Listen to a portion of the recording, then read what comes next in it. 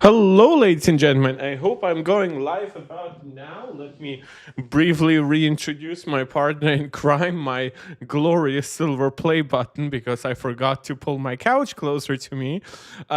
It's been a little bit, not quite my longest hiatus by any means, but I have been very busy, but it's been all good. So I'm actually full of energy today. I'm very motivated. Believe it or not, we have quite a bit of news, very processor centric here.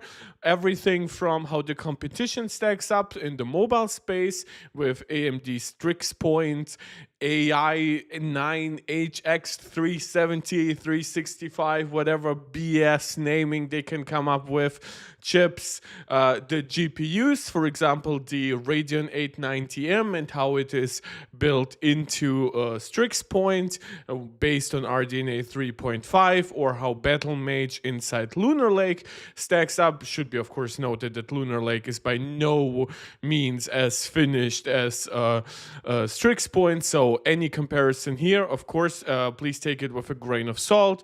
We have some power consumption metrics. Again, it's all pre-release hardware, so take that with a grain of salt too. But we see how Zen 5's desktop chips behave in terms of power scaling as you give them more and more watts. Of course, we'll put that right into context, as we always do, with our glorious Geekbench charts for Macs, for iPhone and iPad, and also the broader industry. For example, the chips we already have on the market, like Intel's i9 4900K. Never worry about comparing the naming, because the naming has all changed with the AI craze. Every company is renaming their high-end chips, sometimes putting, as we have seen, the word AI literally into the name. So yeah, unfortunately, it's not quite as simple as Apple's A15, A16, A17, A18, A19, M1, M2, M3. Unfortunately, you don't get quite that experience on PC, not even close, to be honest. And speaking of A18, A19, A20, M5, M6, well, we actually have some pretty solid rumors at this point, because usually when there's only one source, like there are a couple of Twitter guys who also analyze the latest developments from semiconductor foundries and whatever. And usually when one guy says it, I try not to report on stuff, but it's been cooking for quite a while, and I have even bet $100 on it, saying that I will give $100 to a charity of the choosing of my community. All right, let's make it 150. You know what? Let's make it 150 officially. If I am wrong and we get 0 2 nanometer chips, right? My speculation is that we'll get at least one 2 nanometer chip from Apple next year. And it seems like a lot of rumors are now pointing that we might get a full on 2 nanometer release in late 2025, similar to what we saw in late 2023 when Apple introduced the iPhone with the A17 Pro, Max with M4. M3, it's so many numbers now. M3, M3 Pro, M3 Max, but definitely our crown candidate almost is the iPhone 17 Pro to get the A19 Pro chip, and it seems like TSMC is a little bit ahead of schedule with their 2 nanometer of family, and part of that is also that their roadmaps have now shown for quite a while that 2 nanometer is a late 2025 product. However, if you want to say, oh, but a 3 nanometer was supposedly a late 2022 product, and we know what happened with that, right? It was delayed into 2023. Well, yeah, that has to do with stuff like the pandemic, but also this was supposed to be a Q4 2022 mass production, high volume production. 2 nanometer is scheduled for the second half of 2025, which of course gives it a lot more wiggle room to actually still release release in 2025, unlike something in Q4. If it launches at the very end of Q4, then it's basically not in 2022 anymore, which is exactly what we saw.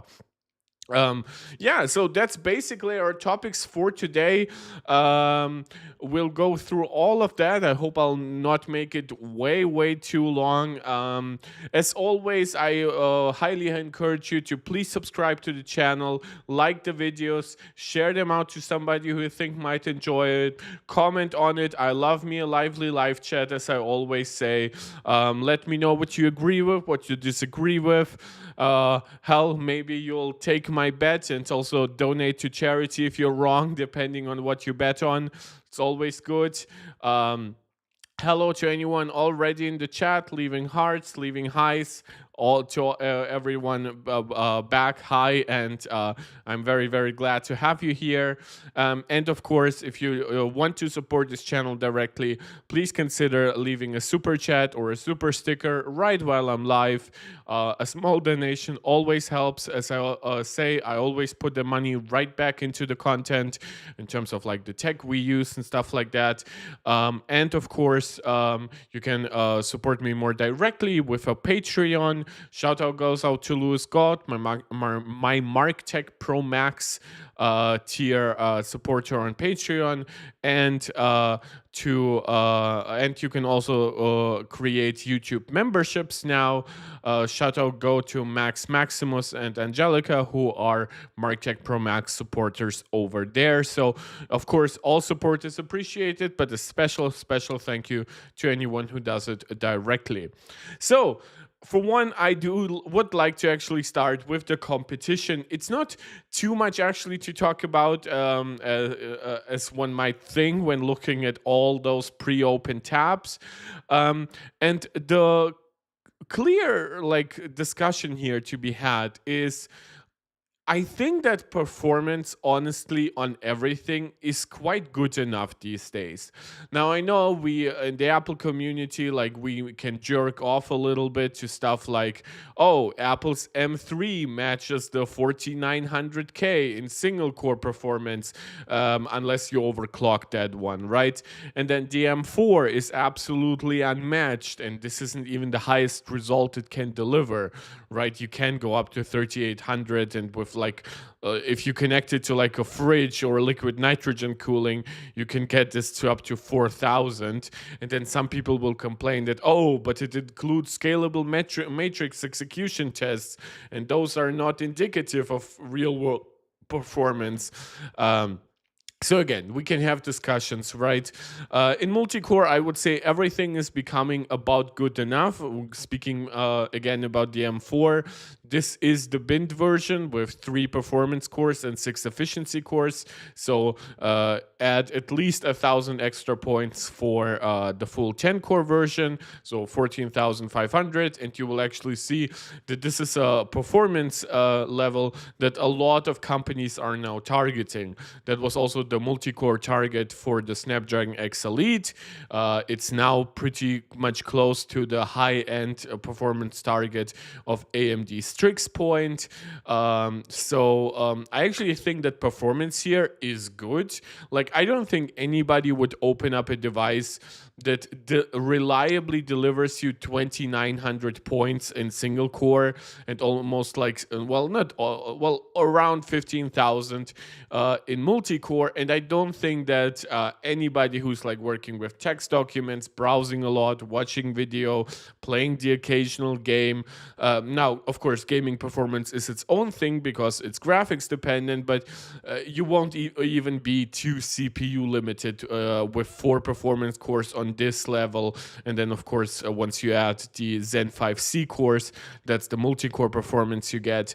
Again, we can argue about how reliably you actually get these 2,900 single core results when we talk about stuff like boost performance when it comes to x86 chips.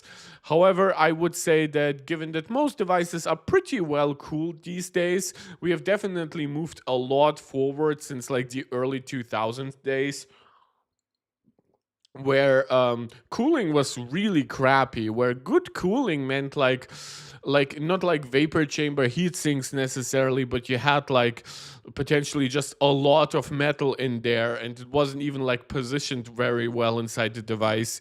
You had like those ultra heavy 2-inch thick gaming laptops, and you had fans that span up like a jet engine.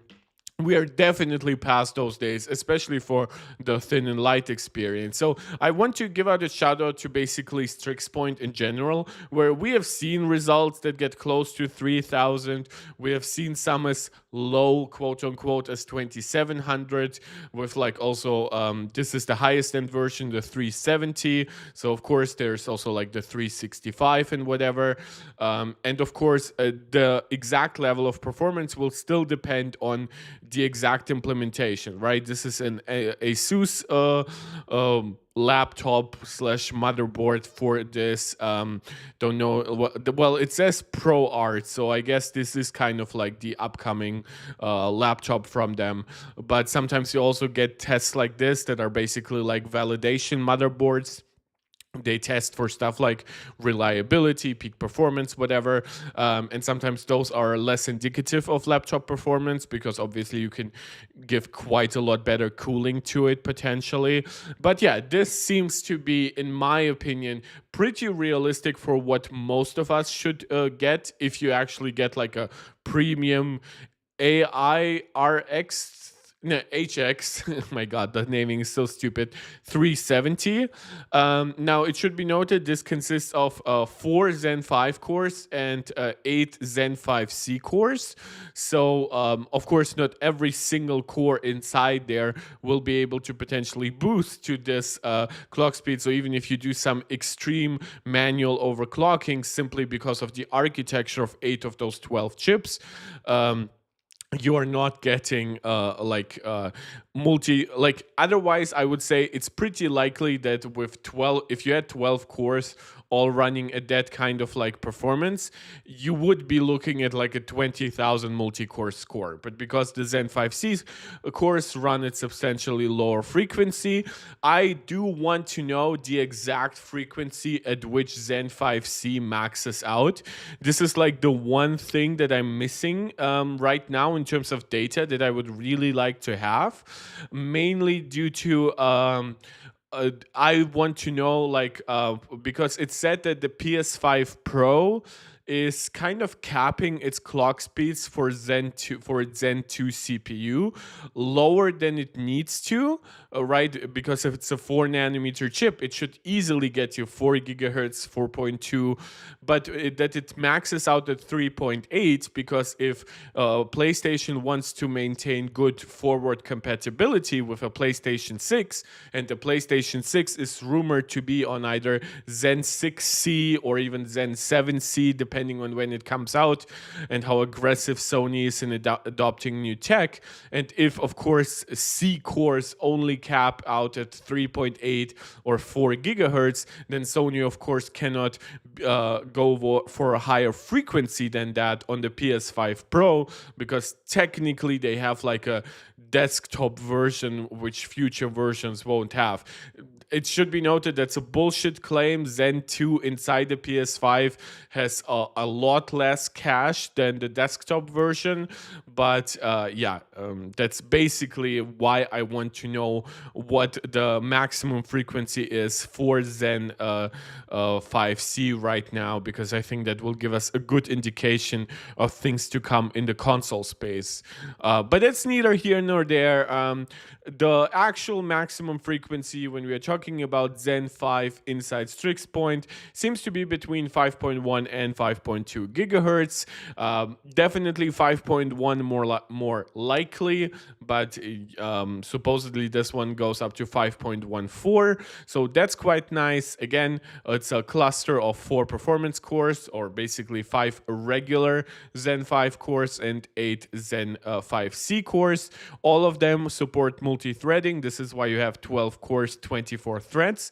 This, of course, compares very, very favorably, at least in the thread count world, to Intel's upcoming Lunar Lake, which is is limited to 8 threads because it has 4 performance cores, 4 efficiency cores, but they are all now single threaded because Intel basically said it helps us save on a little bit of energy by getting rid of like redundant logic. We also can reduce die space a little bit. So yeah, multi-threaded performance is definitely something where I expect Strix Point to heavily dominate over Intel's upcoming Lunar Lake. That being said, of course, we don't yet have results for Lunar Lake. This is also coming with basically LPDDR5 7500. This is pretty much what Apple uses now for the M4. Of course, for APUs, high bandwidth memory is very important because, well, CPU likes bandwidth, sure, but GPU loves bandwidth. And this is kind of like I would expect this to be pretty typical. We might see like 8500 mega transfers. It seems like x86 has been a little bit less aggressive than one might expect. Like on desktop, sure, you can like overclock memory and see if like your chip handles it, but like especially AMD has been somewhat conservative with the kind of memory that they support in their chips. And yeah, 7500 I think is a good thing, but obviously with a little bit more bandwidth, you might have gotten even a little bit more performance. Now that's somewhat doubtful for the CPU, but the thing where it's definitely not doubtful is the GPU. And we actually have now results. Now again, I should note that results for Geekbench like graphics or compute tests are definitely more geared towards compute than like gaming. So take these results with a grain of salt. Now this is I cannot zoom in. Oh, I can, but with a double click, that's weird. And so you get results like 46,000 versus 34,000. That's a 35% lead for Strix Point. Again, you can see that it's all leaking basically from like one source potentially, because it's all like that as ASUS Tech ProArt P16. Of course, Lunar Lake has fewer like GPU execution units, but it also is on a very, very different GPU. It also uses a newer node, so you never know how those performance comparisons pan out. But basically, that's kind of what most of us expected. Intel right now was behind like the 7840U, the 8840U. Now this would definitely most likely beat those, but of course AMD went from 12 GPU execution units to 16, and if everything else is created equal, there are no like limitations to bandwidth or whatever. A 35% increase, in my opinion, over Lunar Lake makes sense. Of course, that being said, Lunar Lake is still earlier than Strix Point. Strix Point is launching this month, and Lunar Lake is launching later this year. So there's of course still room for Lunar Lake to improve itself, while for Strix Point, I would actually say that those are very, very like believable final numbers. Now, one thing that I want to refrain from doing a lot, but I would like to do it today just for a small moment, is actually talk about how that compares to what we have on the Apple side, because now 47,000, of course, 34,000, those are all numbers, right? And if you don't really like know the previous generation or whatever, one might ask, well, how good is that? Well, now I usually don't really like metal in terms of I like metal, but I don't like Geekbench compute with metal, but because I don't think it's very comparable to the rest of the industry, and I don't want to use OpenCL because that's obviously like a lot slower. So, but if you look it up, the actual M3 is at 47,000 points. So incredible incredibly similar. Now, whether that means in actual gaming that could Strix Point would outperform M3 because it has a more gaming focused architecture, probably. And of course, the M4 on the iPad, on the M4 iPad Pro now reaches like 53,000 in that test. Let me check it out briefly. 53 and a half. So that's good, definitely. But I do want to say that these results, of course, are not meant to like directly compete here. It all depends on like the API implementation. Apple's chips are really, really good if you know how to use Metal. That being said, the gaming support on Mac is not that great in general.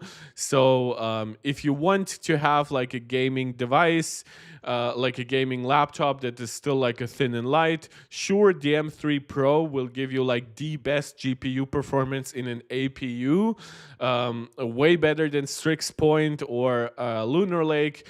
But and of course you can go with the M3 Max to go even more crazy, but then that becomes completely price incomparable. But yeah, these results are pretty clear, actually. I don't think there's anything crazy, right? I think that the CPU performance makes sense for Strix Point. The one thing, of course, we don't quite know how much wattage this actually uses, right?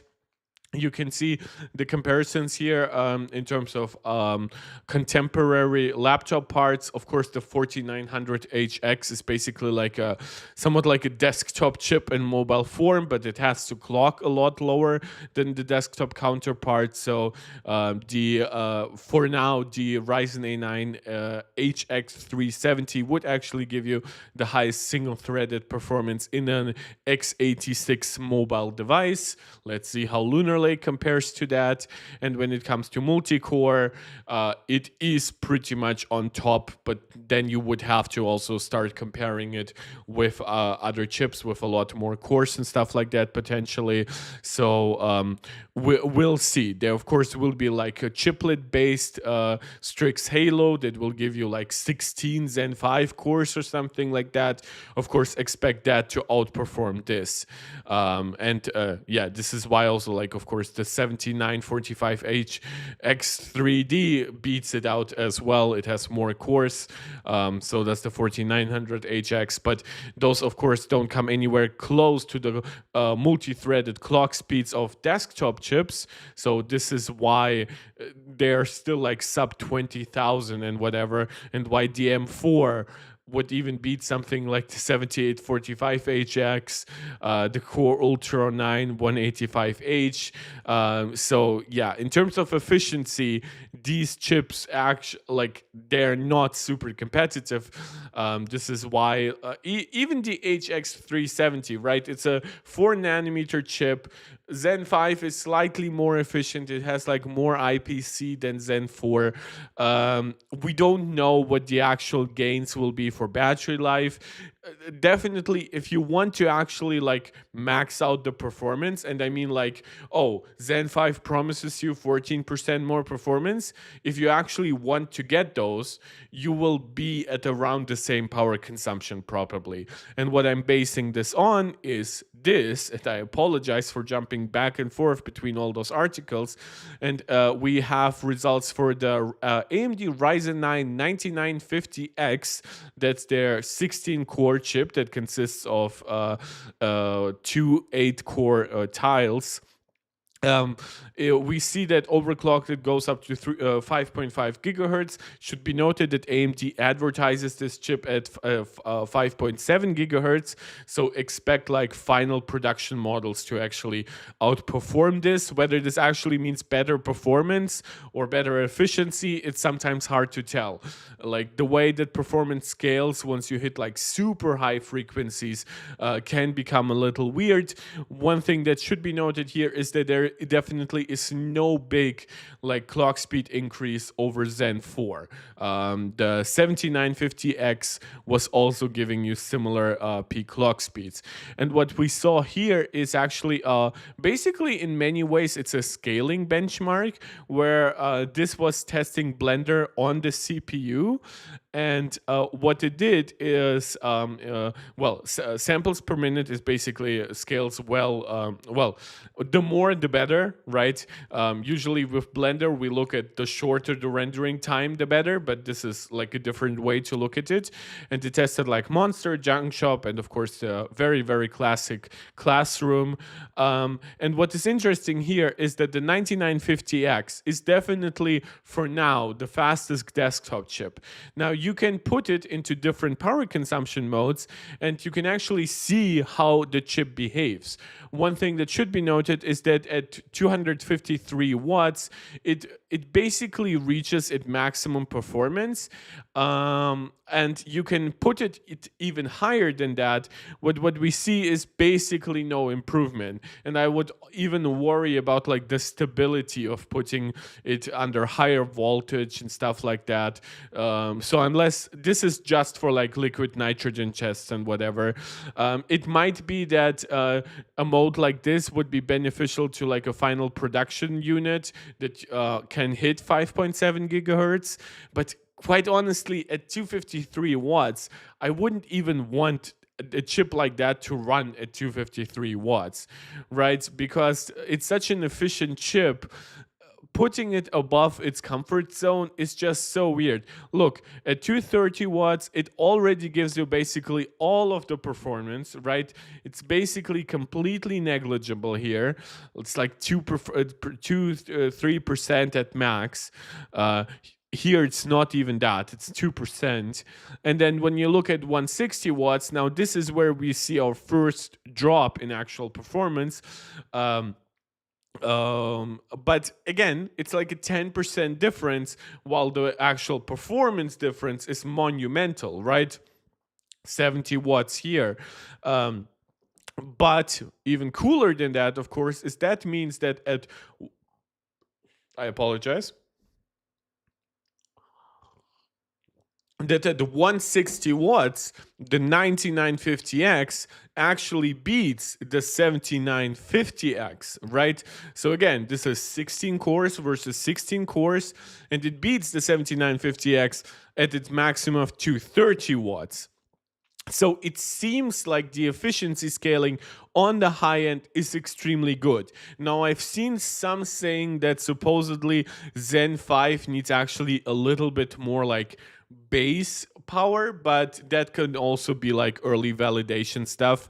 I'll refrain from commenting too much on that before we actually have like somewhat review ready samples, because obviously stuff like that can fluctuate with like one firmware change pretty harshly.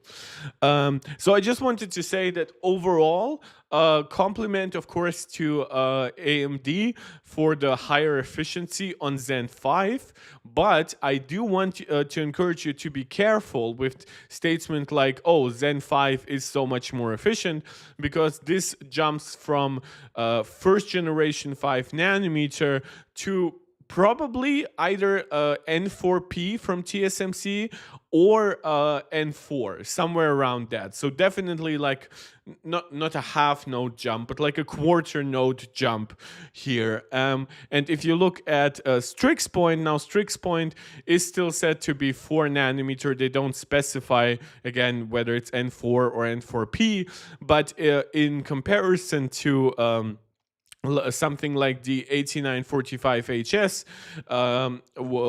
that one was already a 4 nanometer APU.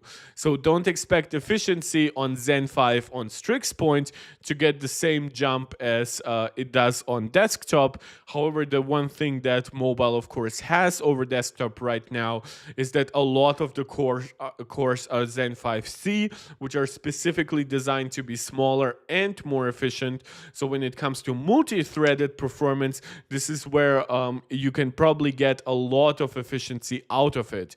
Again, I'm not claiming that you can get this performance at 30 watts or 53 watts. You can definitely configure Strix pointed up to like 50 or even 70 watts, but we don't know when, at what power consumption you actually get these exact results. This is why desktop chips are often easier to test with. Also, you can better isolate, of course, the CPU itself. But yeah, I would expect definitely all of Zen 5 to be more efficient. The desktop, we already now know that basically. And on mobile, I would expect Zen 5C to also help with multi-threaded efficiency overall. When it comes to graphics, I have honestly no idea how much more efficient RDNA 3.5 will be, and I can also not promise you whether or not these results are the highest point it can reach, and of course what it means for actual gaming performance, because sometimes a new architecture will be really good for compute but not scale as well in gaming, or the other way around. It might be that it's like faster, like by 35% faster than Battle Mage and Lunar Lake in compute, but maybe 50% faster in gaming. So who knows? Basically, I'm trying to give you as much data as I can while still hedging my bets. This is on LP5X 7500, while supposedly, well, not supposedly, while Lunar Lake will be running at 8500 megatransfers per second memory. So you can definitely expect this to also still like probably perform better if you give it faster memory. If you actually can get faster memory on on Strix Point will depend, right? It will be up to the laptop manufacturers, because I highly doubt you will get like replaceable memory on a chip like that. And of course, the performance range here is quite huge, between 15 watts and 54 watts, with like basically 28 watts being the default. And on Lunar Lake, we go from like 17 watt configs to 30 watt configs. All of these are differentiated basically only by clock speeds, which is super anti-consumer in my opinion. But yeah, it is what it is. You pay like more for like 100 megahertz more. You can see like some ridiculous stuff here, like, oh, you could get like a 2 gigahertz GPU clock speeds on the Core Ultra 7 268V, and on the 288V you get a mind-boggling 2.05 gigahertz. So yeah, it's definitely not a great lineup. Now, neither is AMD's when we actually analyze it. There are also a lot of variants there, but and they're also mostly differentiated by clock speeds. But yeah, it is what it is. Basically, it's silicon gets more expensive. Expect companies to like nickel and dime you for every core, certainly, but for every little bit of frequency.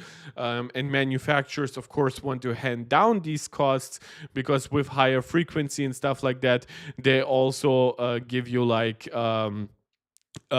better cooling to maintain those clocks, right? So it's like a double whammy. Intel wants more money for selling the manufacturer a better chip, then the manufacturer wants, of course, you to compensate them for that higher cost, and also the higher cost of potentially larger batteries, better cooling.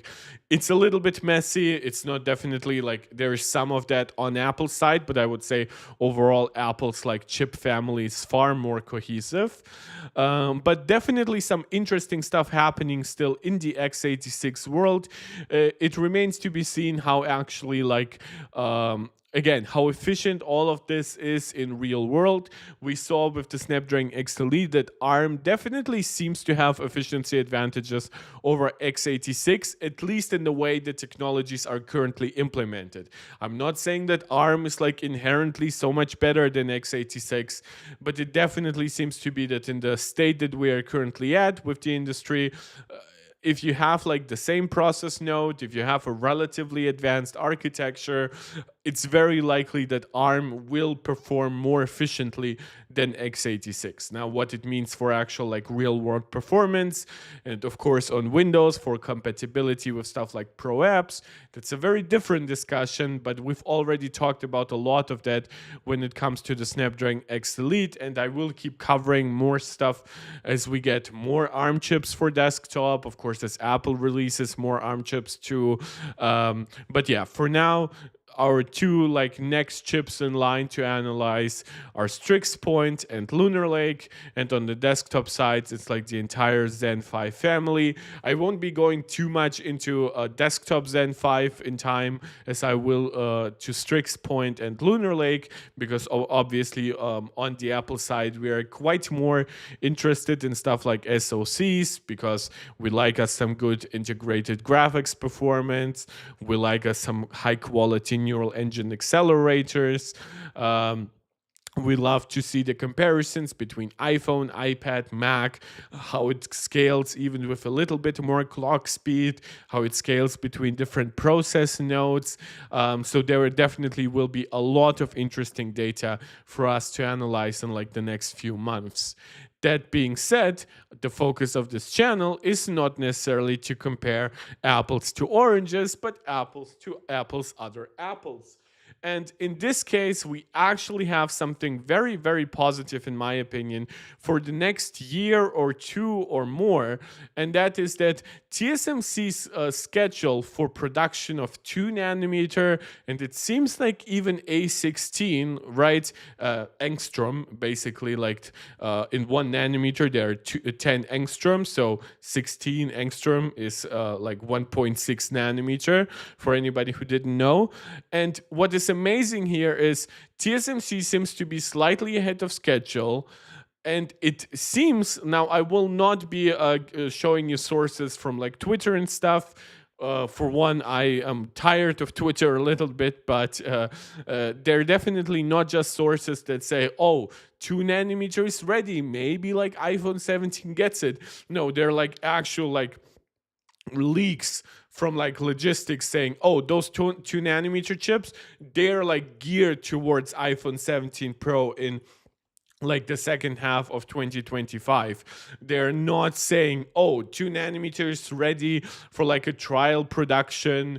Maybe Apple gets it, right? This is a little bit like from almost a week ago. We have gotten even more like direct stuff about it. I just didn't bother to find that because it basically just says what I told you, right? Which is like, there's a very direct connection between TSMC starting to produce 2 nanometer. Of course, that's for now, that's trial production. That makes sense. We are in July of 2024, and this is a chip that will be launching in the second half, maybe like in the very end of 2025.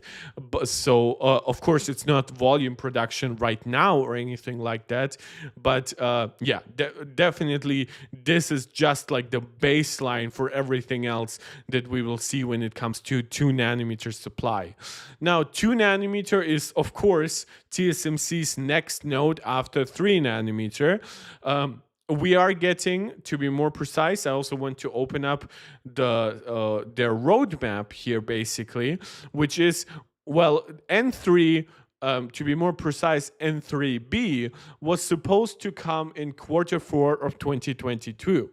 Now, I maintain that basically due to the pandemic and the slightly overambitious N3B, which had like 25 EUV layers, something like that, so it was super dense for no reason, and the tech didn't seem to work quite the way they wanted. Because like even when it comes to density, they still refrain to actually give us exact numbers on N3B. It seems like N3E might be less dense than N3B, but it is still more performant and or more efficient, right? So density isn't always everything. The quality of the actual transistors, the underlying technologies, all of that matters too. So it was slightly messy, but what basically happened is that we got N3B in the A17 Pro and the M3 family in late 2023. So basically a year-long delay.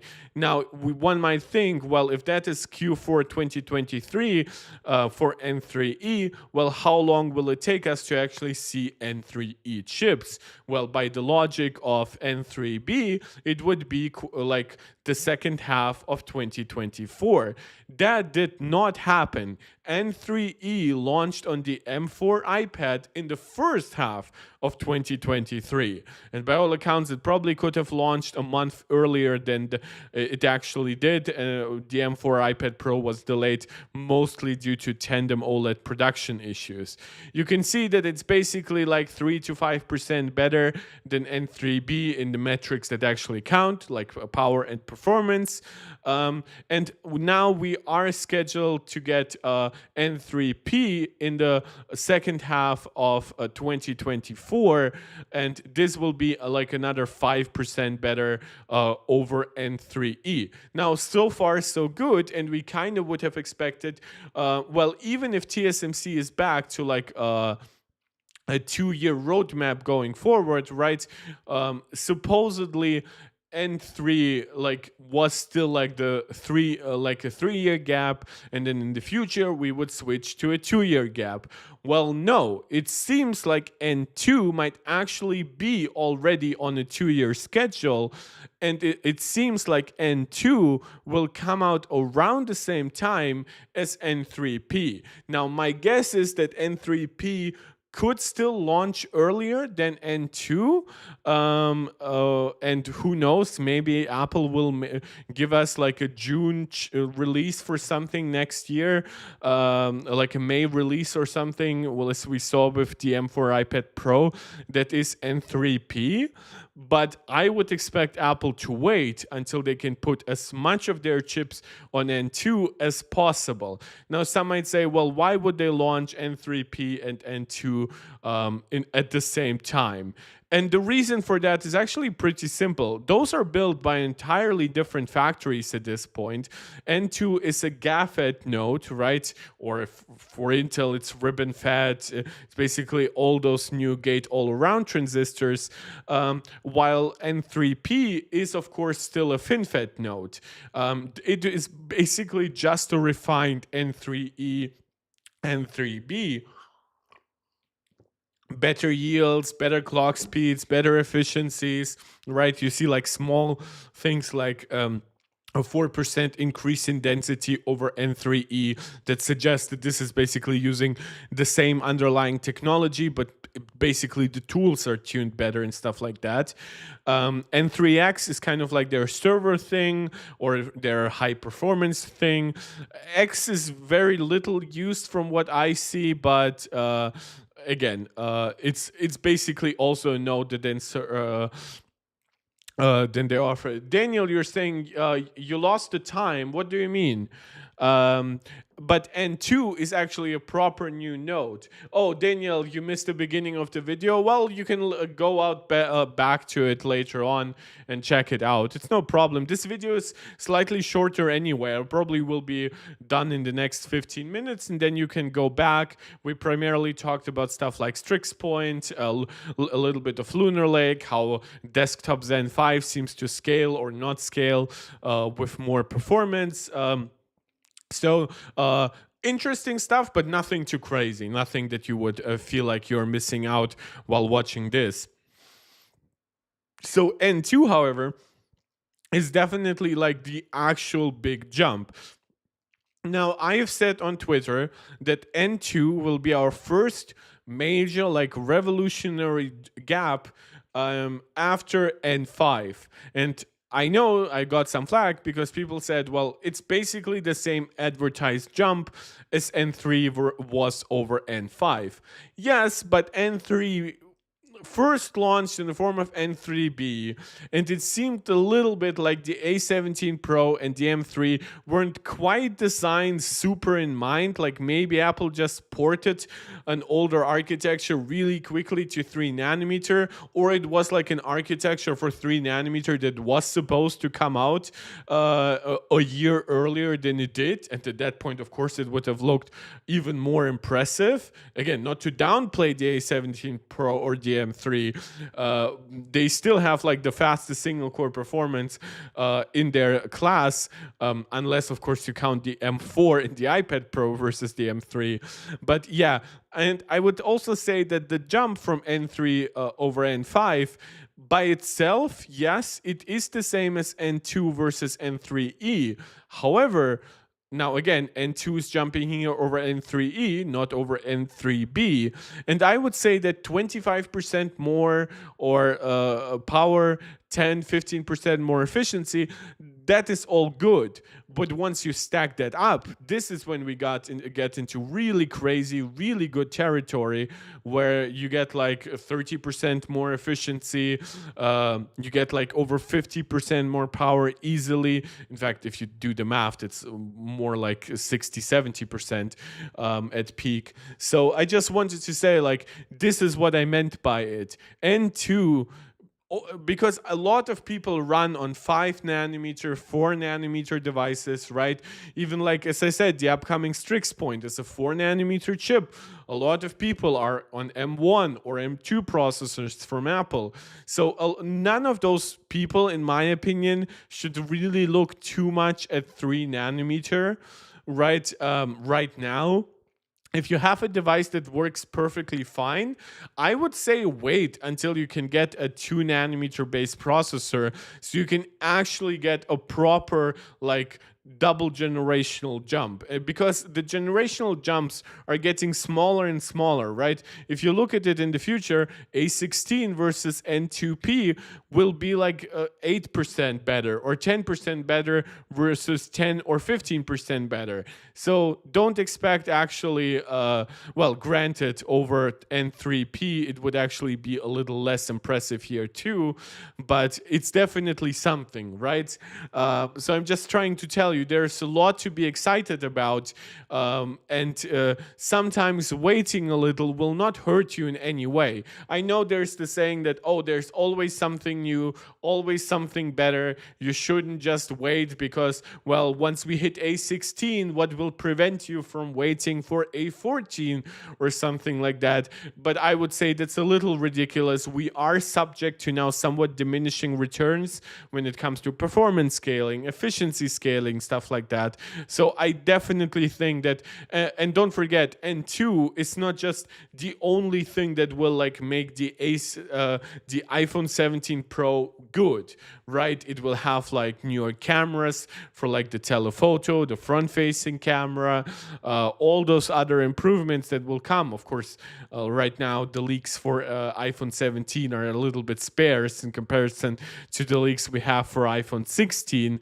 But yeah, again, not trying to downplay what we got with N3, not trying to downplay what we are still getting with N3E, as this year, like the A18 will also be an N3E, as we've seen already with the M4 chip. And Apple might still do stuff on N3P. However, my speculation is that N2 does actually launch in late 2025, let's put it like that. And that it seems like rumors point that both M5 and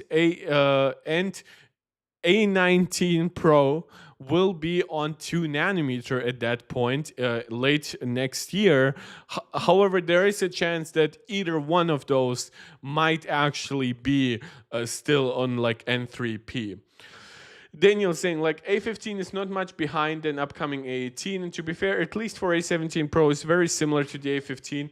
It depends. Of course, if you just isolate like raw performance, right, and you look at it in terms of like max clock speeds and something like that, yeah, like even a 20% jump will not be game changing. Of course, there are other things once you consider that those are actually like SoC, so everything works together. So you get like new architectures for the CPU, the GPU, the neural engine. You get higher memory bandwidth. You get more memory, right? Of course, on Apple's side right now, we see how much memory matters for stuff like Apple Intelligence. But yeah, of course, if you just look at like raw performance and efficiency advantages, it's honestly not that big, and it shouldn't honestly be, right? Between A15 and A17, that's 2 years. That's one node. That's not too crazy of a change. In fact, it's like 0.8 nodes more like in terms of a jump because of all the delays, and A15 was on N3P, A17 is on N3B. So yeah, I fully understand what you're saying. This is why I'm saying it's absolutely fine to wait.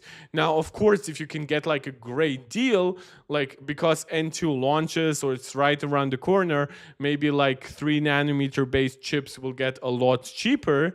Again, that isn't quite the case for Apple, because with Apple we're talking about actual devices, not like isolated chips. But if you imagine that like being for like a desktop lineup, you would then think like, oh, I can get the previous generation now for so much cheaper, and the gap is so small that I probably won't even like see the difference. N2 by itself promises some decent density improvements. It should, of course, be noted that here with N3P, the gap is smaller than versus N3E, right? That would be like a 10% jump over N3P and a 15% jump over N3E. So again, N2 is not a revolutionary jump in terms of like raw performance or raw efficiency, but it scales nicely, and it's a 2-year gap. Well, it's a 2-year gap versus well, by this point, N3B launched in it would be a 2-year gap versus N3B if it actually makes it in time for the A19 Pro chip, and that of course compares more nicely to what we had with the jump from 5 nanometer to 3 nanometer, where we had N5, N5P, and then N4 because unfortunately N3 and 3B were delayed. Now, we do have a schedule going forward after that, and that is that, and this is where it gets confusing again, because now we have 2 nodes that are scheduled for the second half of 2026, and one would suggest that we might get a full-on generational node jump from 1 year to the next. Now, that could be possible because, as I said, TSMC is actually like a machine when it comes to delivering on a 2-year schedule. And of course, as I said, that didn't happen from N5 to N3. So maybe they make up for the lost year by launching A16 way earlier than anybody thought. My speculation is that A16 for 2026 might be the same kind of promise that N3B was for 2022.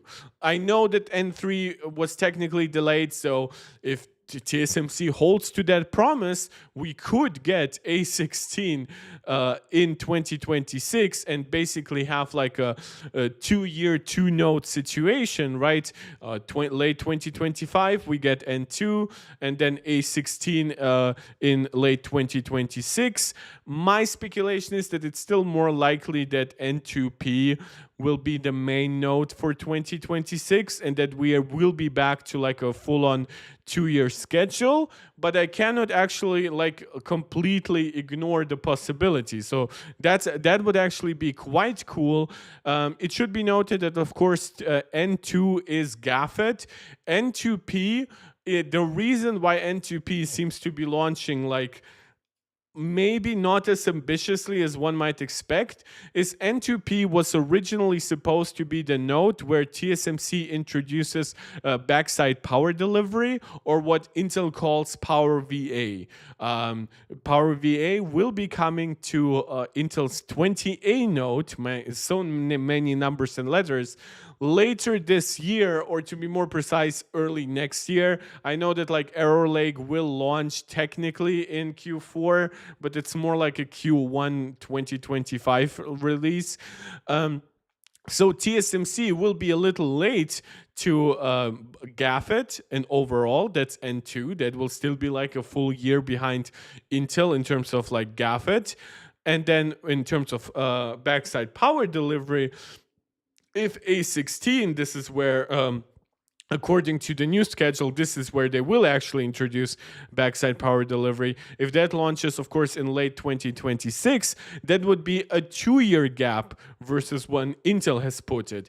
Now, it should be noted that Power VA on Arrow Lake, or like to be more precise, on Intel 20A, is very likely a very basic implementation, and Intel has promised that their upcoming 18A node will be much, much better at implementing backside power delivery than 20A.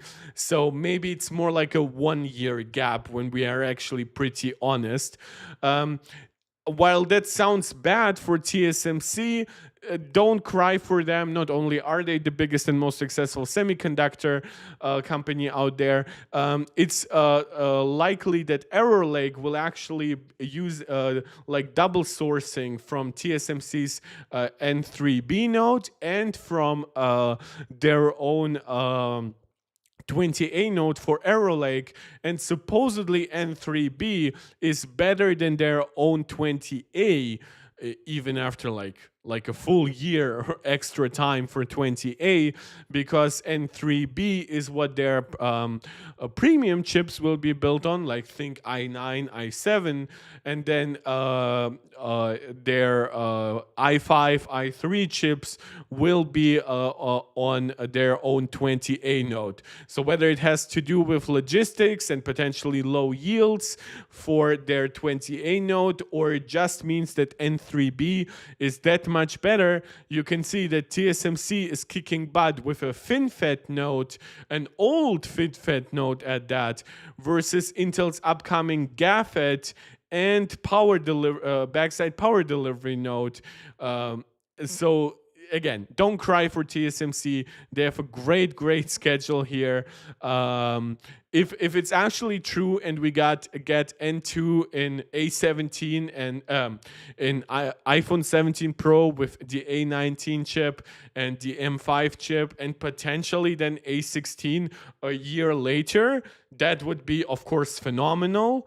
If it is N2 and then N2P, in my opinion, that's still good enough. I don't think that anybody should actually like expect a 1-year gap between major nodes.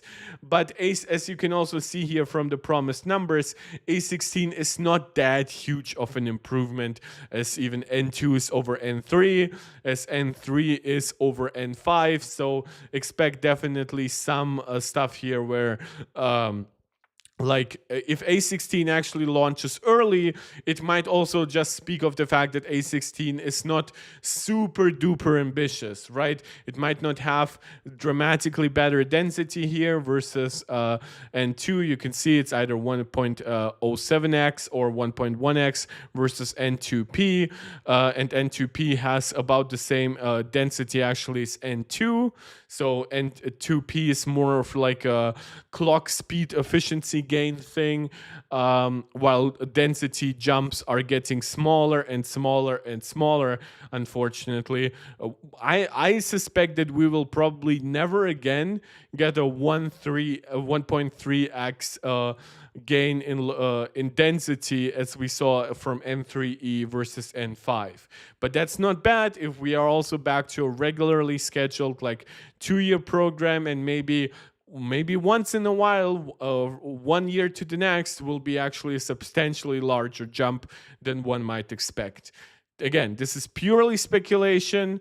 What isn't speculation is that 2 nanometer definitely is ramping up nicely.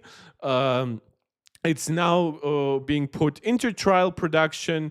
It's very likely that Apple has reserved all 2 nanometer capacity, similar to what they did with 3 nanometer, to the point that there's still nothing 3 nanometer on other companies, even though it was like rumored for a while that AMD might have like a mix of 3 and 4 nanometer for Zen 5.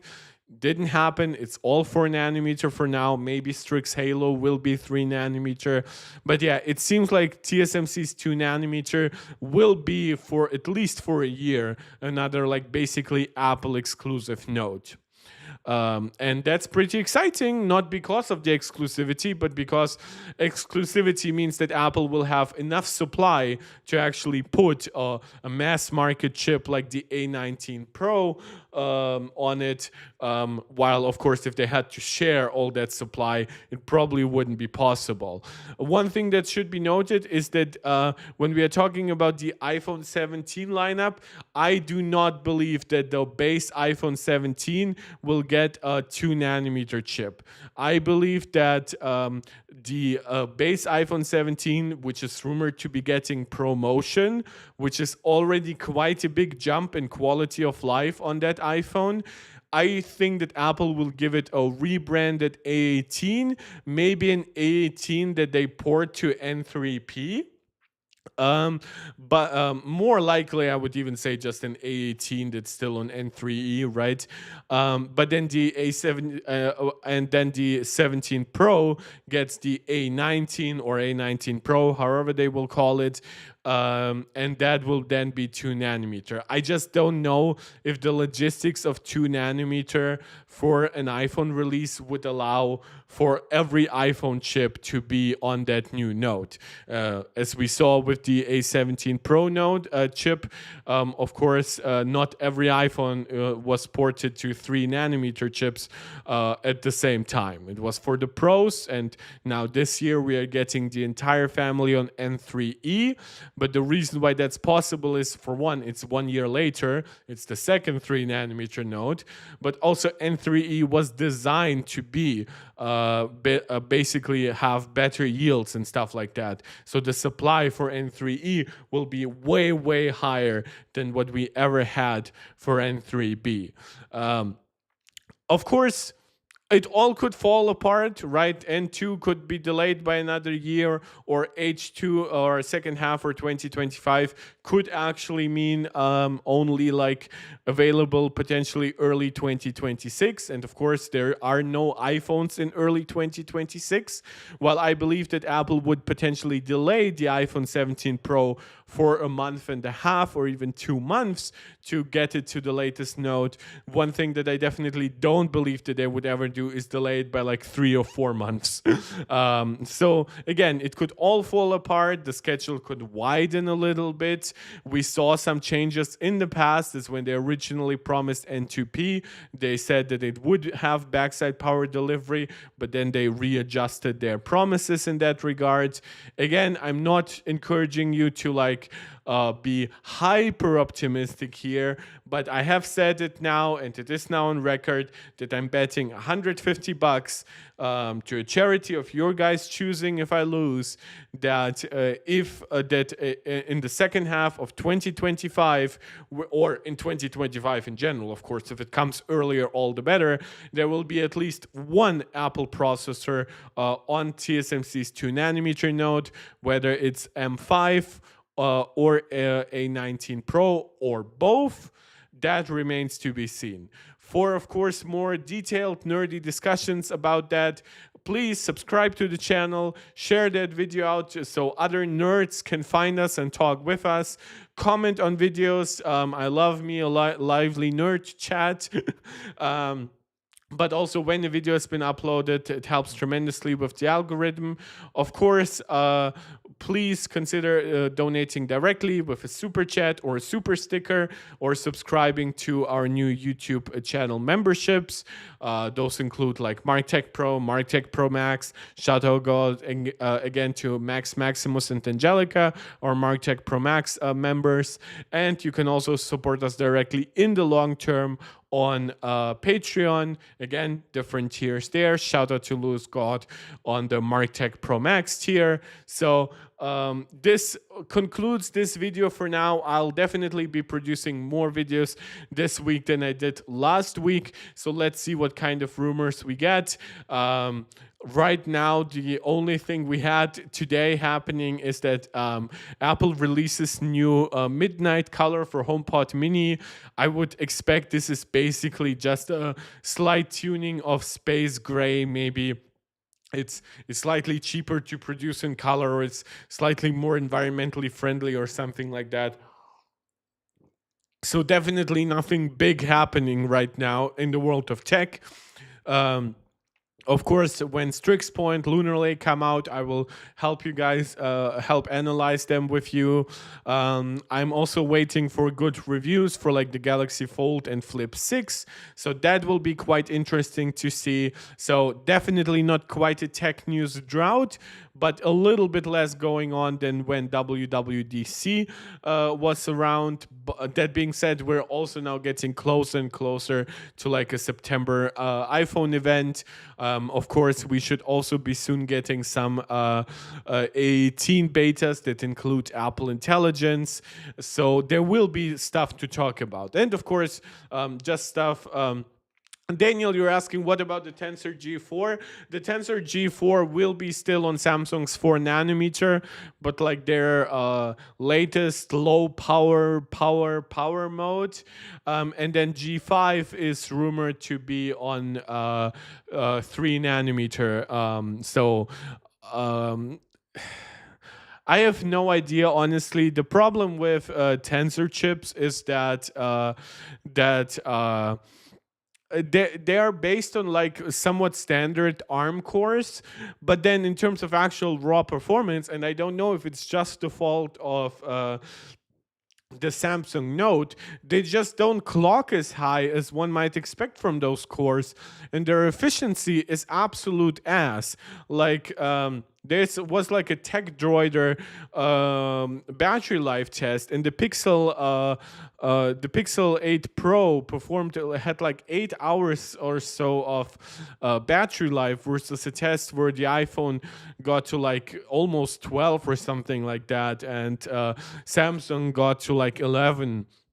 So yeah, the current Tensor chip situation is really weird. It seems like almost like a neglected stepchild that Google just keeps like pushing out because, oh, we need something to actually power the Pixels.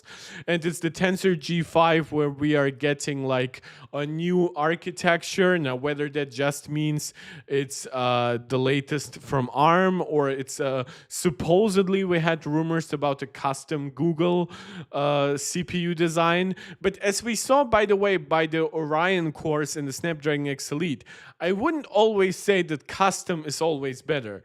And with custom, you also have to commit to it.